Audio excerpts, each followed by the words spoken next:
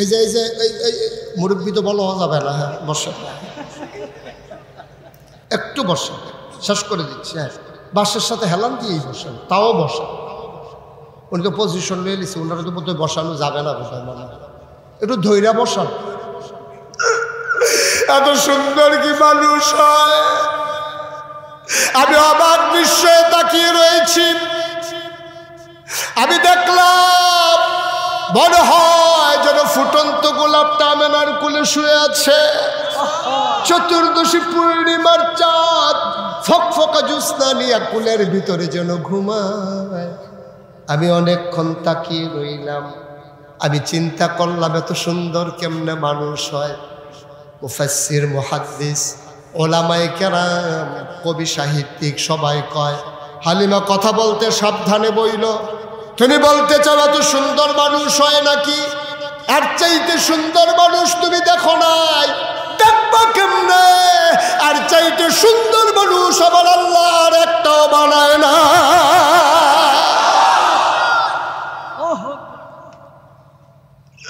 কেমনে দেখবা তুমি?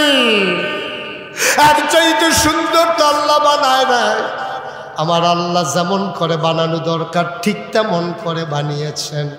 তিনি লম্বাও না, তিনি খাটোও না, তিনি ছিলেন মাঝারি আকৃতির।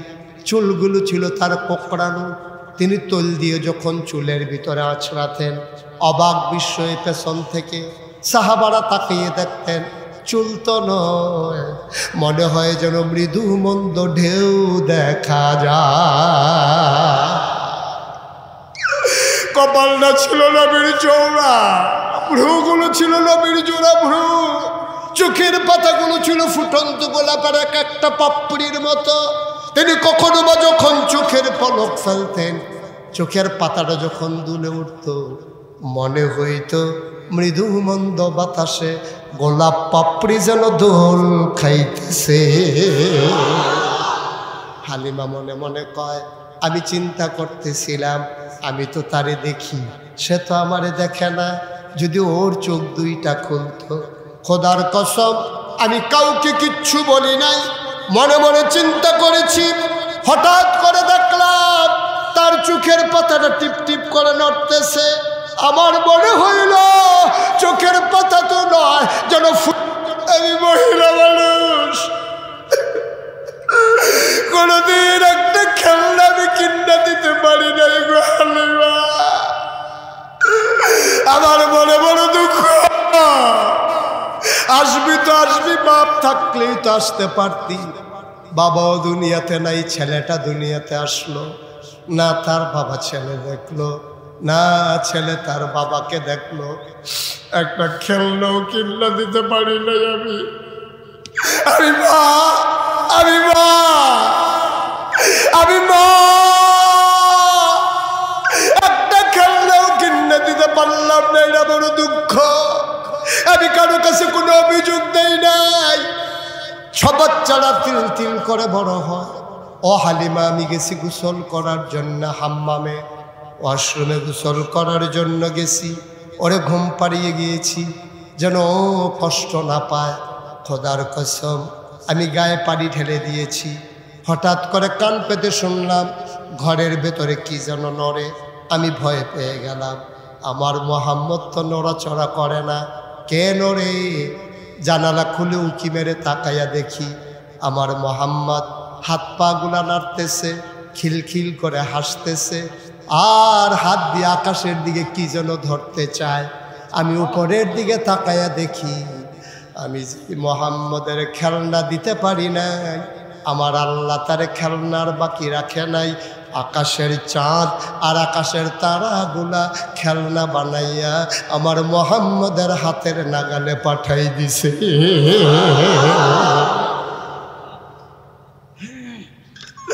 সে হাত দিয়ে চাঁদ ধরতে চায়, চাঁদ আমার উপরে উঠে যায়। আমার মোহাম্মদ খিলখিল করে হাসে। অভাঙ্গার মুসলমান, এখানেই কথা শেষ না রে ভাই। আবার হালিমা কয়ে, দাও দাও দাও আমার কাছে আমানত। বিসমিল্লাহ বলে হালিমা নবীকে কোলে নিলেন। হালিমা কয়, খোদার কসম সেই যাত্রাবাড়ি থেকে শুরু করে ভাঙ্গা পর্যন্ত আসতে আমার ছেলে, কি নাম? আমার ছেলে আব্দুল্লাহ বারবার বুকের ভিতরে চুষণ দিয়েছে, একটা ফোঁটা দুধ সে পায় নাই। আমি ছিলাম শুকনা মহিলা, বুকগুলো ছিল শুকনা, দুধ ছিল না। যেই মাত্র বিসমিল্লাহ বলে মোহাম্মদকে কুলে নিলাম, খোদার কসম আমি টের পাইলাম আমার শুকনা দুইটা বুক সাথে সাথে দুধে ভরপুর হয়ে গেছে।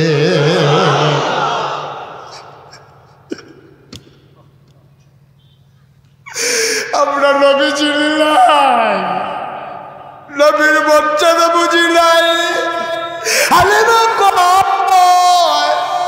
আমি তাড়াতাড়ি ঘরের বাইরে গেলাম। আমি বললাম স্বামী, 1 সেকেন্ড দেরি করা যাবে না, চলেন তাড়াতাড়ি উঠ ছেড়ে দেই। আগে উঠের পিছনে পিছে ছিলাম আমরা 3 জন, এখন হয়ে গেছে 4 জন। এবার হালিমার স্বামী আব্দুল্লাহ আর মোহাম্মদ 4 জন মিলে যখন উঠলাম, খোদার কসম এখন আর উঠ হাঁটে না। আমি চিন্তায় পড়ে গেলাম, উঠ এমন করে কেন? আমি শক্ত করে ধরে বসলাম, ওট আর এখন হাঁটে না, উঠ এখন ঘোড়ার মতো দৌড়া।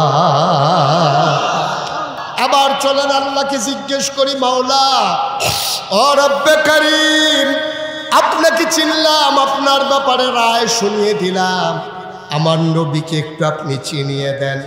আল্লাহ কয় কেন? আমি কি আমার নবীকে চিনাই নাই? কোরআন খুলো, কোরআন পড়ো, কোরআন বোঝো।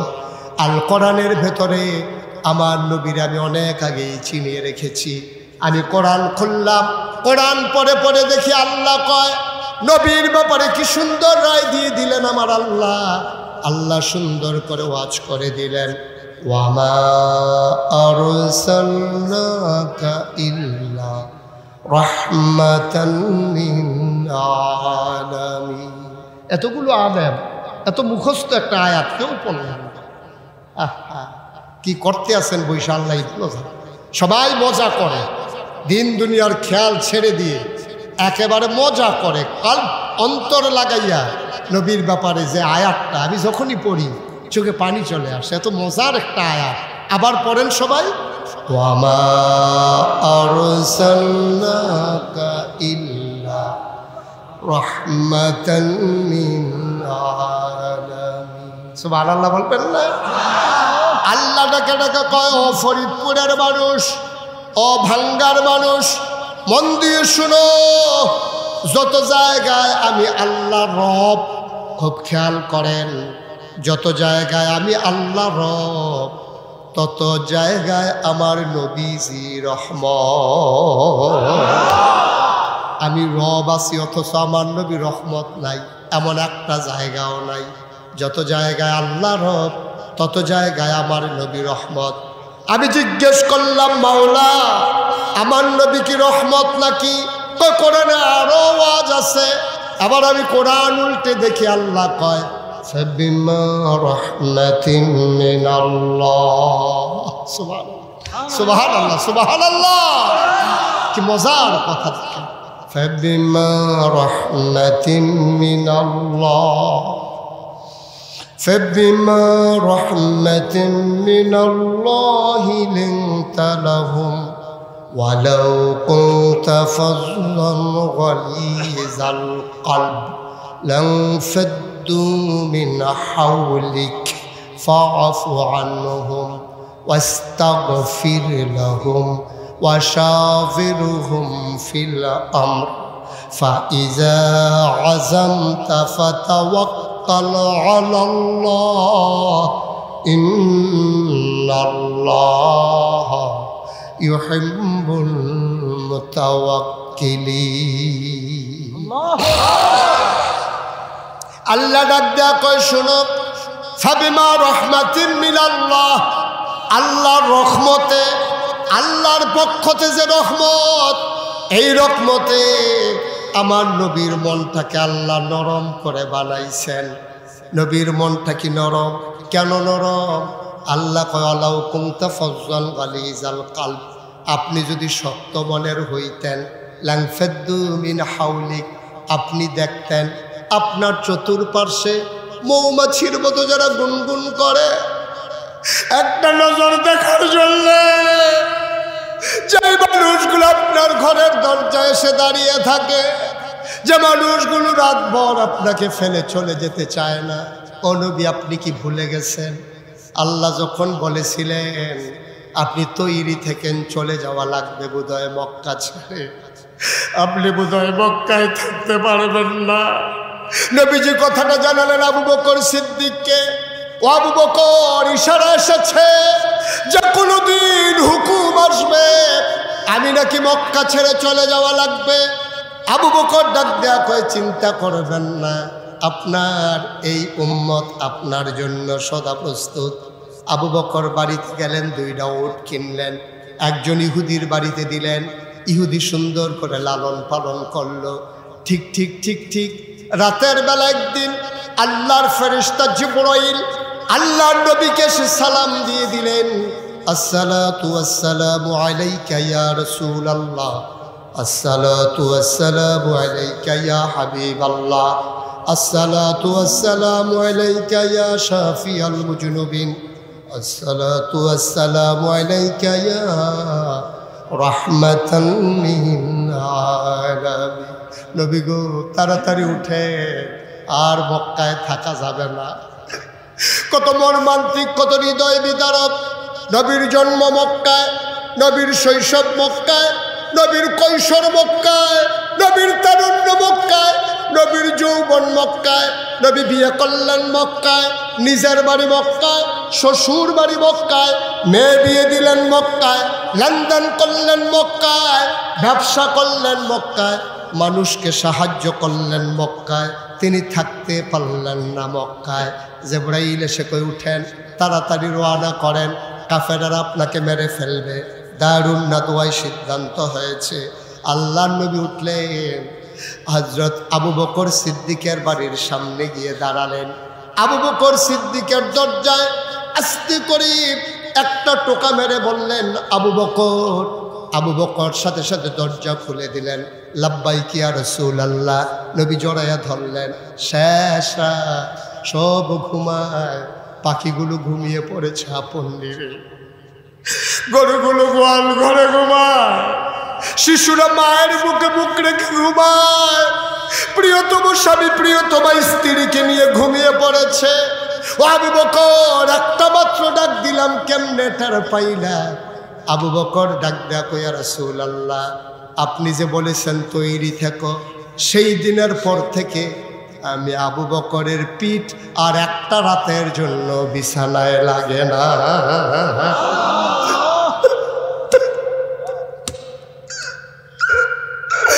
একটা রাতের জন্য বিছানায় লাগে না।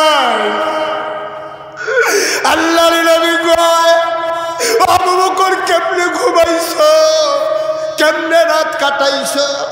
ইয়া রাসূলুল্লাহ, দরজায় পিঠ ঠেকাইয়া দাঁড়াইছিলাম। তোমার স্ত্রী কিচ্ছু বলে নাই?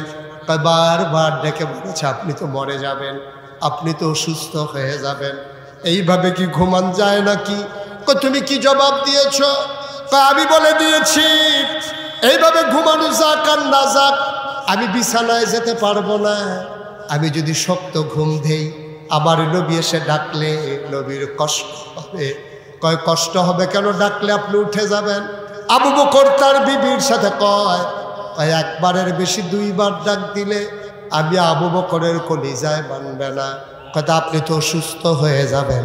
কয়, আমি অসুস্থ হয়ে গেলে সমস্যা নাই, কিন্তু আমার নবীর একটা ডাকের বেশি 2টা ডাক আমার বরদাস্ত হবে না। লামসাদ্দু মিন হাওলিক, আপনার লর্ড নামটা ওই যদি হৃদয়টা, ওয়ালাউ কুনতা ফাজ্জান গালিজাল কলব, আপনার মনটা যদি শক্ত হইতো, সব আপনার চতুর্পাশ থেকে দূরে সরে যেত।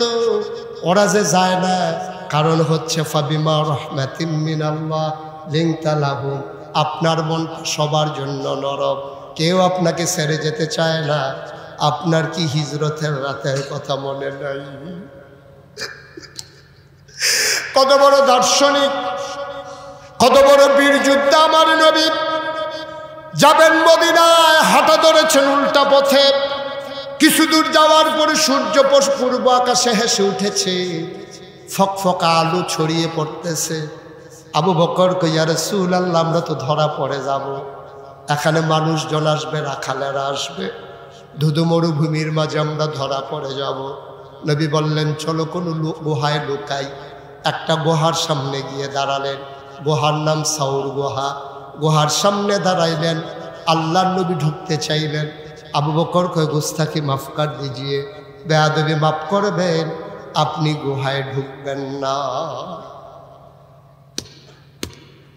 আপনি গুহায় ঢুকবেন না। কয়, কেন ঢুকবো না? কয়, গুহার ভিতরে সাপ থাকতে পারে, বিচ্ছু থাকতে পারে, আপনি ঢুকলে যদি আপনারে সাপ কামড় দেয়, আমি আগে ঢুকবো, আমি দেখবো কিছু আছে নাকি, আমারে কামড়াইলে সমস্যা নাকি। কয়, বিষাক্ত সাপ কামড় দিলে তো তুই মরে যাবি। আবু বকর চিৎকার করে কয়, 1000 আবু বকর যদি মরে যায় ইসলামের কিচ্ছু হবে না, কিন্তু আমার নবীর যদি কিছু হয়ে যায় দুনিয়াতে ইসলাম থাকবে না।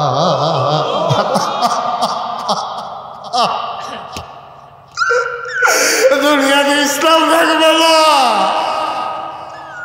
আপনি শেষ তো সব শেষ।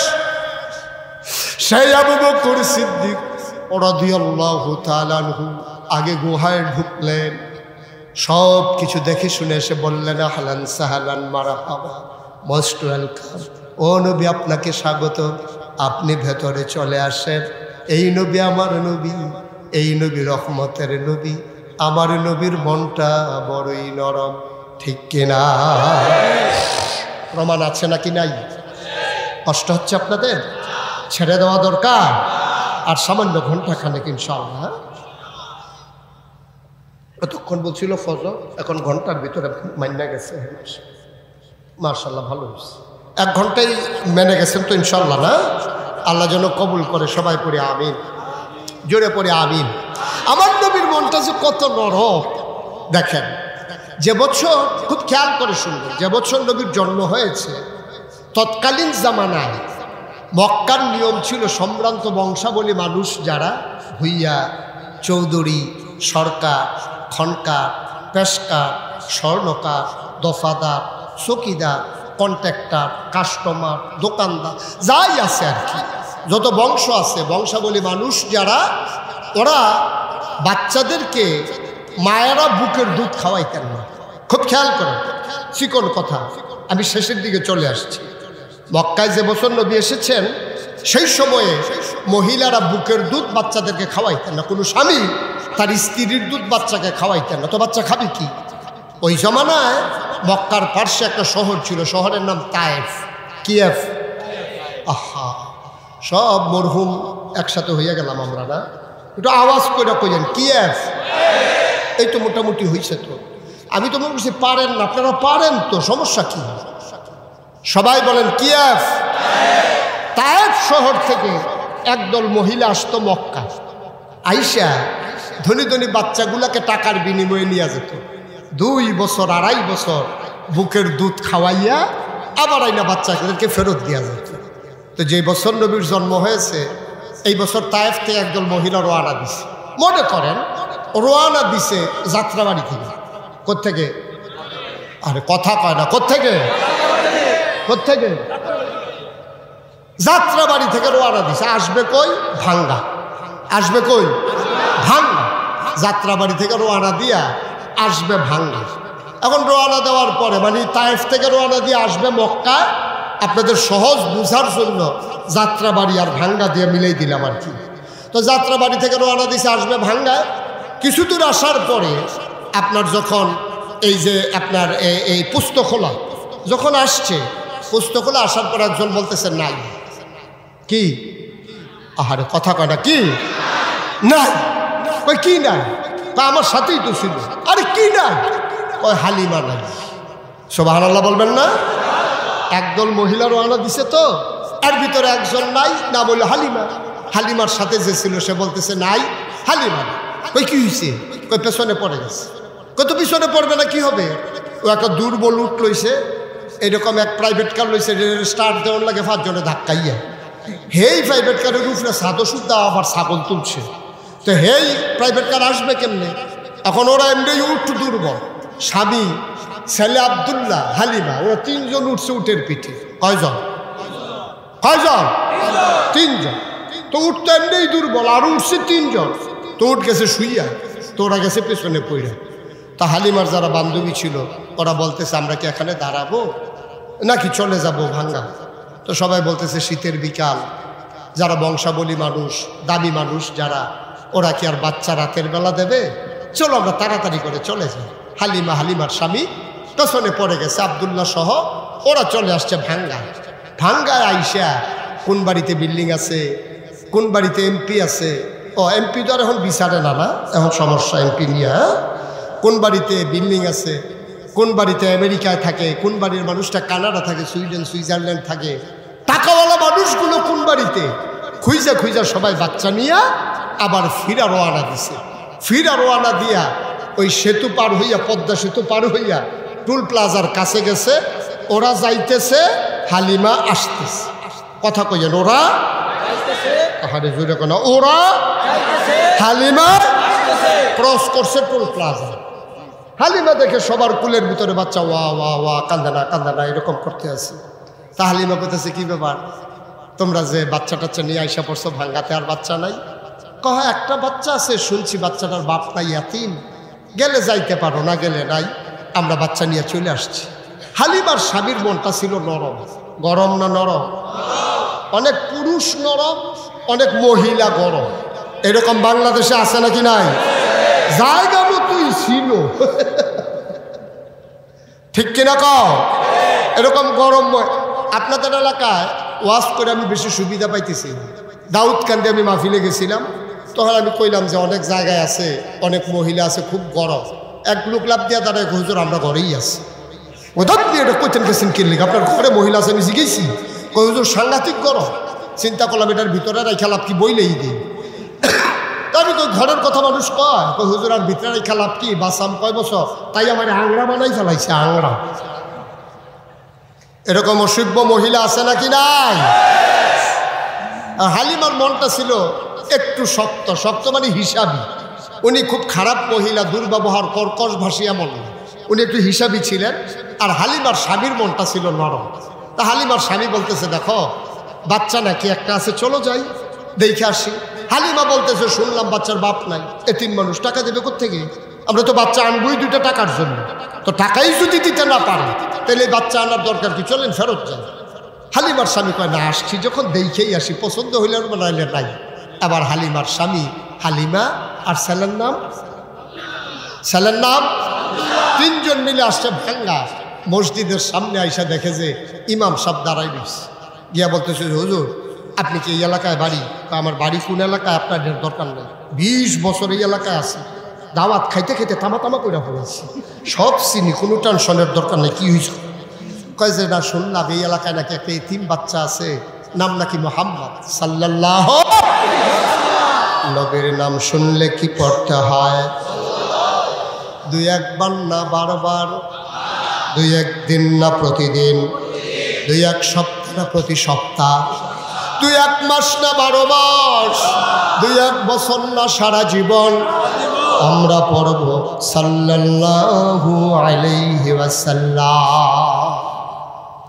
ইমাম সাহেব রেজি গাইছে হুজুর এখানে নাকি একটা এতিম বাচ্চা আছে, বাচ্চাটার নাম নাকি মুহাম্মদ। হ্যাঁ চিনতে পারছি, ওর আব্বার নাম আব্দুল্লাহ, আমাদের ভাই হয়। তার বাচ্চাটার এমন কপাল, সে দুনিয়ায় আসার আগেই তার আব্বা ইন্তেকাল করেছে। বাবা সন্তান দেখে নাই, সন্তানও বাবার মুখ দেখে নাই। কি হইছে? কয় শুনলাম বাচ্চাটা নাকি এখনো আছে। কয় হ, আমরা এসেছিলাম। কয় যান খবর নেন। হালিমা, হালিমার স্বামী আর বাচ্চা আব্দুল্লাহকে নিয়ে হালিমা আমেনার ঘরের দরজায় দাঁড়ালেন। হালিমা ডাক দেয়া কয় ও স্বামী আমার, আপনি একটু দয়া করে বাইরে দাঁড়ান, যেই ঘরে পুরুষ নাই আপনি এখানে ঢোকা ঠিক হবে না, আমি একটু খবর নেই। হালিমা দরজায় দাঁড়ালেন, সালাম দিলেন, আসসালামু আলাইকুম। ভেতর থেকে সালামের জবাব আসলো, ওয়ালাইকুম আসসালাম রাহমাতুল্লাহ। কে সালাম দেয়? কয় আমার নাম হালিমা। কয় কোন হালিমা? কয় আমার নাম হালিমা তুসাদিয়া। কয় চিনলাম না। কয় তাইফ থেকে এসেছি বাচ্চা নেওয়ার জন্য। আপনি কি আমেনা না? আমেনা ডাক দেয়া কয় হালিমা, ও হালিমা তোমার বুঝি মায়া লাগছে গো হালিমা? সকাল থেকে কত মহিলারা বাচ্চা নিয়ে আমার ঘরের সামনে দিয়া গেল, ওটের পায়ের শব্দ শুনলাম, ওয়া ওয়া কান্না শুনলাম, কেউ আমার ছেলের খবরও নিল না, তার বাপ নাই বলে। তোমার বুঝি মায়া লাগছে? আহলান সাহলান মারহাবা, মোস্ট ওয়েলকাম, আমার ঘরে তোমারে স্বাগত। এবার হালিমা দরজায় গিয়ে ঢুকলেন। হালিমা কয় আমি ভেতরে গিয়া দেখি আমেনা আসন পেতে বিছানার উপরে বসে আছে, কুলের ভিতরে ছোট্ট একটা শিশু, এইরকম একটা সাদা রুমাল দিয়া বাচ্চার মুখটা এমন করে ঢাকা। আমি গিয়া বললাম আমেনা তোমার ঘরে একটা বাচ্চা আছে? কয় হ। কয় দেখতে এসেছি, পছন্দ হইলে নেব, নাইলে নাই, দয়া করে একটু দেখতে চাই। আমেনা কয় দেখে নাও নয়ন ভরে। কয় দেখবো কেমনে? রুমাল দিয়ে ঢেকে রাখলে। মা আমেনা টান দিয়া পর্দাটা সরাই দিলেন। হালিমা কয় আমি অবাক বিস্ময়ে তাকিয়ে রইলাম, আমি চমকে উঠলাম, আমি থমকে দাঁড়ালাম, আমি আশ্চর্যান্বিত হয়ে গেলাম। এত সুন্দর কি মানুষ হইতে পারে?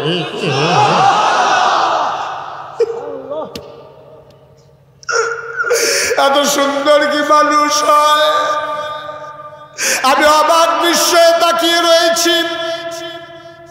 আমি দেখলাম মনে হয় যেন ফুটন্ত গোলাপটা আমেনার কোলে শুয়ে আছে।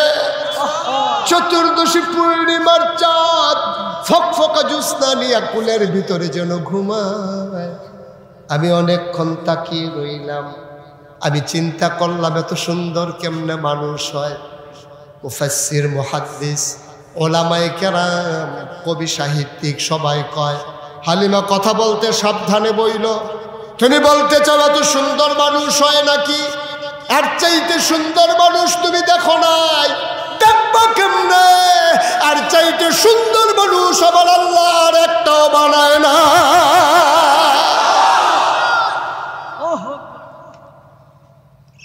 কেমনে দেখবা তুমি? আর চাইতে সুন্দর তো আল্লাহ বানায় নাই। আমার আল্লাহ যেমন করে বানানো দরকার ঠিক তেমন করে বানিয়েছেন। তিনি লম্বাও না, তিনি খাটোও না, তিনি ছিলেন মাঝারি আকৃতির, চুলগুলো ছিল তার কোঁকড়ানো। তিনি তৈল দিয়ে যখন চুলের ভিতরে আছড়াতেন, অবাক বিস্ময়ে পেছন থেকে সাহাবারা তাকিয়ে দেখতেন, চুল তো নয়, মনে হয় যেন মৃদু মন্দ ঢেউ দেখা যায়। কপালটা ছিল নবীর চওড়া, ভ্রুগুলো ছিল নবীর জোড়া ভ্রু, চোখের পাতাগুলো ছিল ফুটন্ত গোলাপের এক একটা পাপড়ির মতো। তিনি কখনো বা যখন চোখের পলক ফেলতেন, চোখের পাতাটা যখন দুলে উঠত, মনে হইত মৃদু মন্দ বাতাসে গোলাপ পাপড়ি যেন দোল খাইতেছে। হালিমা মনে মনে কয় আমি চিন্তা করতেছিলাম আমি তো তারে দেখি, সে তো আমারে দেখে না। যদি ওর চোখ দুইটা খুলতো, খোদার কসম আমি কাউকে কিচ্ছু বলি নাই, মনে মনে চিন্তা করেছি। হঠাৎ করে দেখলাম তার চোখের পাতাটা টিপ টিপ করে নড়তেছে। আমার মনে হইল চোখের পাতা তো নয়, যেন ফুটন্ত গোলাপের দুইটা পাপড়ি মৃদু মন্দ বাতাসে দুল খাইতেছে। চোখ দুইটা সে খুলে নিল, আবার আমার দিকে তাকাইল। আমি তো আগ থেকেই তাকিয়ে আছি, চার চোখের মিলন হয়ে গেল। সে কতক্ষণ আমার দিকে তাকাইয়া ঠোঁটের কোনাটা বাঁকা করে একটা মুচকি হাসি দিল। সুবহানাল্লাহ, আস্তে করে একটা মুচকি হাসি দিল। আমার মনে হইল হাসিটার সাথে সাথে আমার কলিজাটা যেন দুটা ভাগ হয়ে গেছে।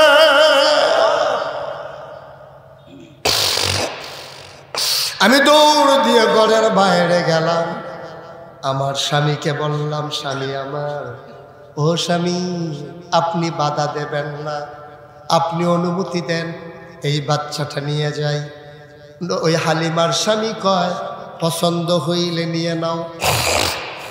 হালিমা দৌড় দিয়ে ঘরের ভেতরে ঢুকলেন, ডাক দেয়া কয় আমেনা, ও আমেনা, টাকা পয়সার কোনো হিসাব নাই, পারলে দিও না পারলে নাই, দয়া করে বাচ্চারা আমার তুলে যাও। সুবহানাল্লাহ।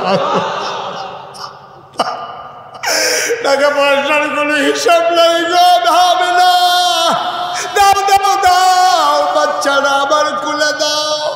এবার আমেনা চোখের পানি ছেড়ে দিয়েছেন, ডাক দেয়া কয় হালিমা, বাচ্চা দিতে আমার আপত্তি নাই, এই বাচ্চাই তো আমার সব, আমার স্বামী নাই, বাচ্চা দিলে আমি একবারে একা হয়ে যাব, দেওয়াই তো লাগবে।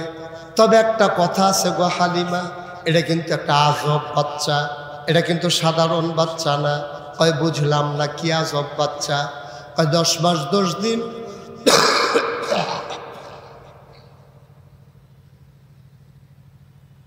10 মাস 10 দিন বাচ্চাটা আমার পেটে ছিল। বাচ্চা পেটে আসলে এদের বমি বমি ভাব হয়, মাথা ঘোরায়, খাইতে পারে না। 10 মাস 10 দিন মোহাম্মদ আমার পেটে ছিল। খোদার কসম আমি টেরই পাই নাই আমার পেটে যে একটা বাচ্চা আছে।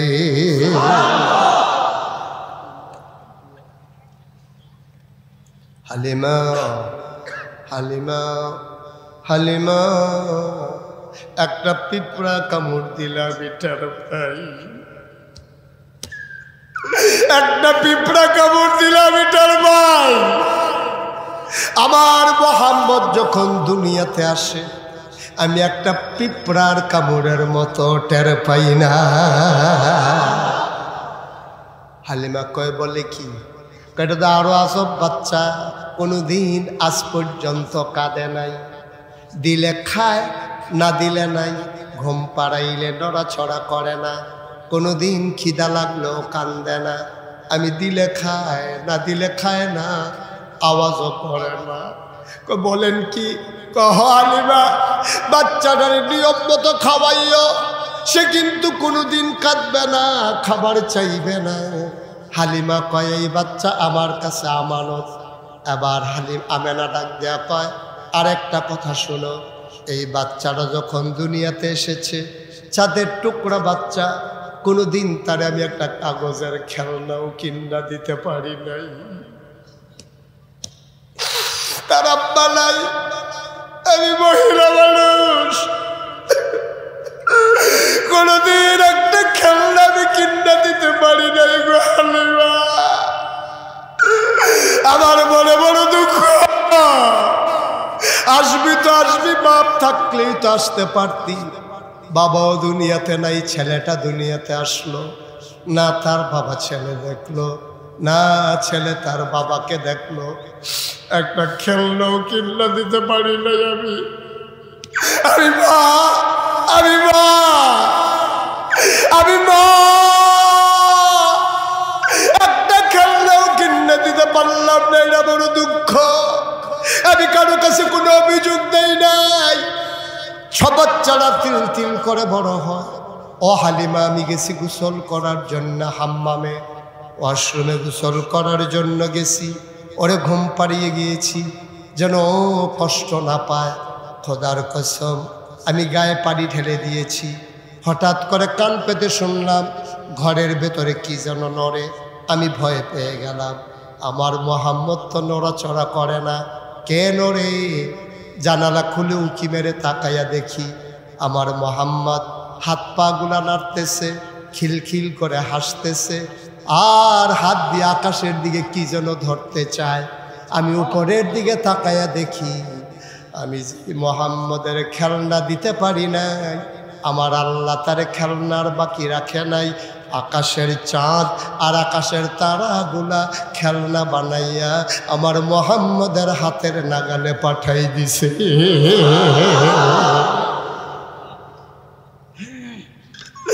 সে হাত দিয়ে চাঁদ ধরতে চায়, চাঁদ আমার উপরে উঠে যায়, আমার মোহাম্মদ খিলখিল করে হাসে।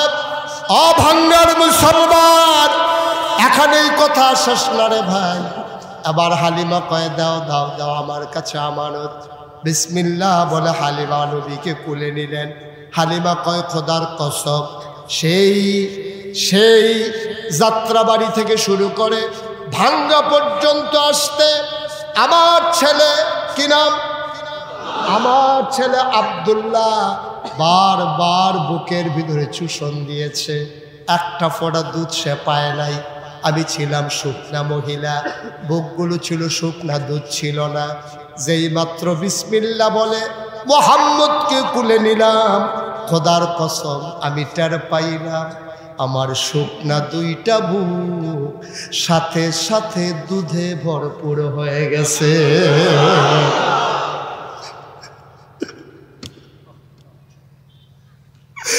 আমরা নবী চিনি নাই, নবীর মর্যাদা বুঝি নাই। আমি তাড়াতাড়ি ঘরের বাইরে গেলাম।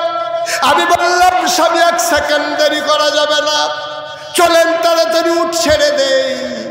আগে উঠের পিছে ছিলাম আমরা 3 জন, এখন হয়ে গেছে 4 জন। এবার হালিমার স্বামী আব্দুল্লাহ আর মোহাম্মদ 4 জন মিলে যখন উঠলাম, খোদার কসম এখন আর উঠ হাঁটে না। আমি চিন্তায় পড়ে গেলাম, উঠ এমন করে কেন? আমি শক্ত করে ধরে বসলাম, ওট আর এখন হাঁটে না, উঠ এখন ঘোড়ার মতো দৌড়া। আমরা যমুনা ওই ব্রিজের ওই পারে দেখা হয়েছিল বান্ধবীদের সাথে, কথা মনে আছে নাকি? ওরা এখনো মেন রোডে উঠতে পারে নাই, এক্সপ্রেসওয়েতে উঠতে পারে নাই। পেছন দিক দিয়ে ঠক ঠক শব্দ শোনা যায়। সবাই চমকে উঠলেন, পেছনে ফিরে তাকাইয়া দেখে হালিমার উট তাদেরকে ক্রস করে সামনে আগাই যাইতেছে। সবাই কয় থামো থামো থামো, হালিমা থামো, হালিমা থামো। ও বান্ধবী, অসয়, তুই কি ভাঙ্গা গিয়ে উঠ বদলাইছস নাকি? কয় উঠ দেবে কে? আমার উঠ তো আগেরটাই। কয় মিথ্যা বলবি না, এই উঠ আগের উঠ না, যে উঠ পুস্তক খোলার আগে যাত্রাবাড়িতে পেছনে পড়ে যায়, এই উঠ আমাদেরকে কেমন করে ভাঙ্গা থেকে এসে আবার পেছনে ফালাই দেয়। মিথ্যা কথা বলবি না, নিশ্চয়ই তুই উঠ বদলাইছস। কয় না না, উঠ আগেরটাই, উঠ আমি বদলাই নাই। কয় তাইলে উঠ এমনি দৌড়ায় কেন? আমি কেমনে বলবো কেন দৌড়ায়? কয় কে বলবে? আমার স্বামীও জানে না, আমিও জানি না। কয় জানে কে? কয় আমার ছেলে আব্দুল্লাহ জানে না। কয় জানে কে? আবার হালিমা কান্দে আর কয় মনে হয় উঠ কেন দৌড়ায়, জানে মক্কার শিশু মুহাম্মদ। অভাঙ্গার মুসলমান, 33 বছর মুশতাক ফৈজি বাংলাদেশে বাংলার বাইরে ওয়াজ করে। কোনোদিন তোমাদের কাছে আর আশা হয় নাই। আমার জীবনে প্রথম মাহফিলে কদম দিলে মাহফিলের ওজন বুঝি। আজকের এই মাদ্রাসার মাহফিলে কদম দিয়া মনটা সাক্ষী দিয়েছে, তোমাদের মাহফিল আমার আল্লাহ কবুল করে নিয়েছে। একটা লোক উঠবেন না, কবুল হওয়া মাহফিল। এই যে মুরব্বী তো বলা যাবে না। হ্যাঁ বসে,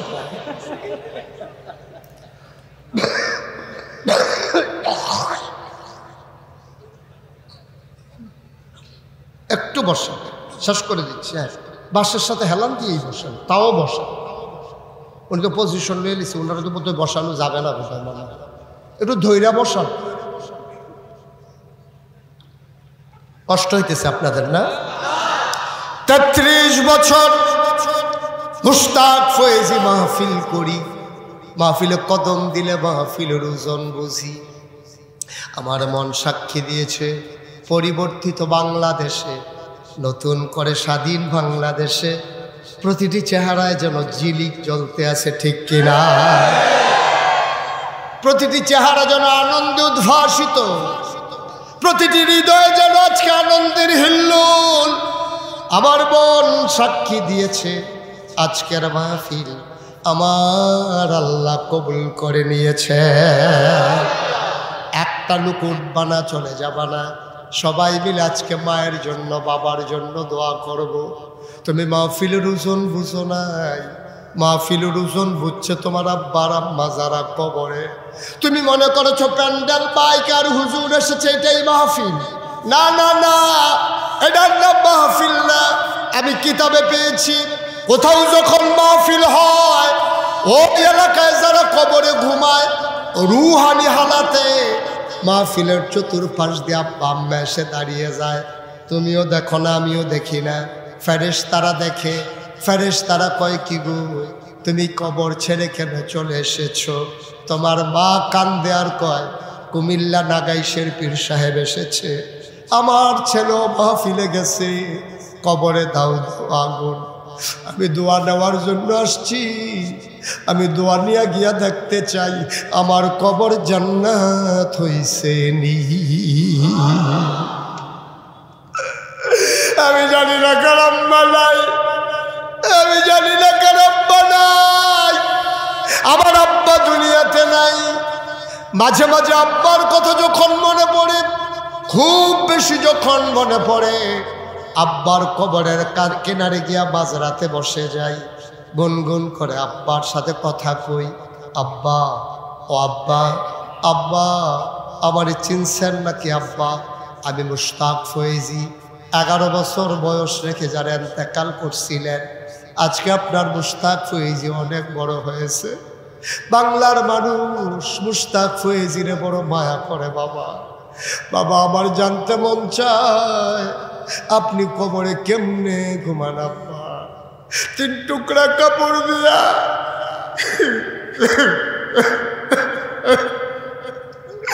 3 টুকরা কাপড় দিয়া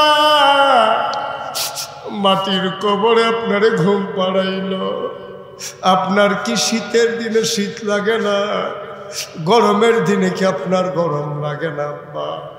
আপনার কবর কি জান্নাতের টুকরা হইছে নাকি? কবরে আপনি কি খান আব্বা? আমি কত কথা কই, আমার আব্বা আমার সাথে একটা কথারও জবাব দেয় না। আমি কাঁদতে কাঁদতে বিছানায় যাই, আমি ঘুমাইতে পারি না। ভাঙ্গার মুসলমান, আমি জানি না এমন আব্বা কারা কবরে শোয়াইছ, এমন আম্মা যারা কবরে শোয়াইছ। ভাই, মায়ের জন্য দোয়া করতে মন চায় না। তুমি কেমনে উঠলা রে ভাই? ও ভাই, তুমি যে উঠে গেলা, তুমি সাদা কাগজে লিখে নাও, তুমি যেমন তোমার আব্বা আম্মারে কবরে রাইখা উঠে গেছো, তুমি যেই দিন কবরে যাবা সেই দিন তোমার সন্তান মাহফিলের কাছেও আসবে না, ঠিক কিনা? তুমি তো শিখাইছো, তুমি তো শিখাইতেছ। আমি আরো 2 ঘন্টা ওয়াজ করলো তো একটা লোক উঠতেন না। কেমন করে উঠতে মন চায়, মায়ের কথা মনে করে, বাবার কথা মনে করে। আজকে সবাই মিলে দোয়া করে দেব, একটা লোক উঠবানা নড়বানা, আখেরে মোনাজাত করে সবাই যাব, জীবনের গুনাহগুলো মাফ চেয়ে তওবা করে তারপরে বাড়িতে যাব ইনশাআল্লাহ। সবাই রাজি আছেন? মাশাআল্লাহ, মারহাবা। বসেন। ওই যে এই রাজির ভিতর দিয়ে একজন হাঁটতেছে, বাচ্চাটারে বসাই দেন না, একটু একটু বসাই দেন। আমিন বলেন, জোরে বলেন, আরো জোরে। বন্ধুরা আমার, ভাইরা আমার, আমার আল্লাহ রব্বুল আলামিন ওই মা ওই বাবা যারা কবরে শোয়াইছো, আজকে মায়ের জন্য দোয়া করব, বাবার জন্য দোয়া করব। সন্তান যখন মায়ের কথা মনে করে, বাবার কথা মনে করে চোখের পানি ছেড়ে দেয়, মায়ের আর বাবার কবরের আযাব নাকি বন্ধ হয়ে যায়। এই কোরআনের মাদ্রাসা, রাহমানিয়া মাদ্রাসা, কত আয়োজন, কত ব্যবস্থাপনা, কত উদ্যোগ, কত প্রচার, কত প্রচারণা। হুজুর আসবে, হুজুর আসবে, মাহফিল হবে, মাহফিল হবে। আজকে সবাই মিলে মায়ের জন্য দোয়া করব, বাবার জন্য দোয়া করব।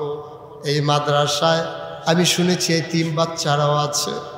আল্লাহর নবী একদিন ডাক দেয়া কয়, ও আমার উম্মতেরা শুনো শুনো শুনো শুনো শুনো, আমি যেমন করে বলতেছি আপনারা যেমন করে শুনতেছেন। হাজারো উম্মত সাহাবারা বসে আছেন, আল্লাহর নবী এমন করে হাত 2টা উঁচু করলেন, হাতটা উঁচু করে এমন করে আঙ্গুলটা ছড়াইয়া ধরলেন, সাহাবারা কয় ইয়া রাসূলুল্লাহ গুস্তাখি মাফ কর দিজিয়ে, বেয়াদবি মাফ করবেন। এই আঙ্গুল দুইটা কি বুঝলাম না। এই বড় আঙ্গুলটা আমি নবীজি, আর ছোট আঙ্গুলটা হচ্ছে এতিমের লালন পালনকারী। কয় বুঝলাম না, কি বুঝাইতে চান? এই দুইটা আঙ্গুল যত কাছাকাছি এতিমের যে লালন পালন করবে, আমি নবীর সাথে জান্নাতের ভিতরে এই দুই আঙ্গুলের চাইতে আরো কাছাকাছি এক জান্নাতে থাকবে। এই প্যান্ডেলটার ভিতরে আমরা যারা আছি, লম্বা সময় না, একটা লোক আমরা উঠে যাব না, চলে যাব না, সবাই মিলে এই প্যান্ডেলের ভিতরে আর বাইরে বসা আর দাঁড়ানো আমরা যারা আছি, যদি 2 টাকা আমি দেই, আমি গরিব হয়ে যাব না, মরে যাব না, মনেও থাকবে না। এই প্যান্ডেলটা আমার একটা আবদার আছে, বিশাল মাদ্রাসা, বিশাল আয়োজন, একটা লোককে সবাই মিলে মাদ্রাসার জন্য শরীক হয়ে আব্বা আম্মার নাজাতের ব্যবস্থা করে দেব। সবাই পড়ো আমিন। পারবো না আমরা সবাই ইনশাআল্লাহ? আপনি পারেন না, মাত্র 2 টাকা দেন, তারপরও আপনি খালি যাওয়ার দরকার নেই, প্রাণ ভরে দোয়া করবো, মনোজার করে দোয়া করবো ইনশাআল্লাহ। আমার ছেলেরা আসতেছে, কর্তৃপক্ষ যারা ভলান্টিয়ার আছে ওরা আসতেছে। আপনার বিসমিল্লাহ বলে পকেটে হাত দেন, বিসমিল্লাহ বলে 100, 200, 500, 1000, 2000, 5000, 10-20 টাকা। একটা লোকও খালি যাওয়া যাবে না। হাঁটেন, ভিতরে ঢুকেন না কেন? তাড়াতাড়ি করেন, সবাই বিসমিল্লাহ বলে দেন। একজন লোকের সামনে থেকে যেন খালি যাওয়া না লাগে। ভাই, এই যে ভাই, আপনি টাকা দেওয়া লাগবে না, বসেন। টাকা লাগবে না, আপনি বসেন। এক বদ অভ্যাস, আমি জোর করছি কার উপরে? পারলে দেবেন, না পারলেন আপনি উঠলেন কেন? হ্যাঁ, মাদ্রাসা টাকা উঠতে আছে, ওনার আর সহ্য হইতেছে।